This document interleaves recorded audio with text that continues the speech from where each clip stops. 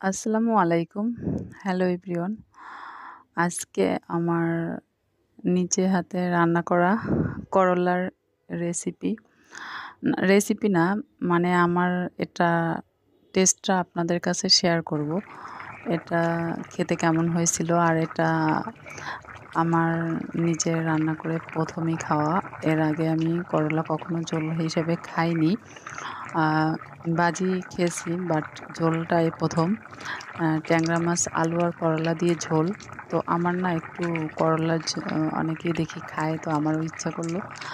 তা আজকে সেই সুযোগটা হলো। বাট এটার টেস্টটা আমি যেটা বলবো, এটা একটু গরম পানিতে ভাপিয়ে নিলে করলার তেতো ভাবটা একটু কমে যায়, এবং এটা কিন্তু খেতে আমার কাছে অসাধারণ, এক কথায়। কারণ এটা করলাটা কিন্তু একদমই তেতো থাকে না, আর ঝোলটা সামান্য একটু তেতো ভাব থাকবে, আর এটাই হচ্ছে এটার ডিফারেন্স, একটা টেস্ট।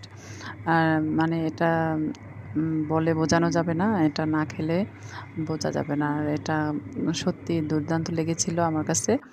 আমি আবার পরবর্তীতে ট্রাই করব। আর এটা কি মাছ, কেউ কমেন্ট করে বলবেন।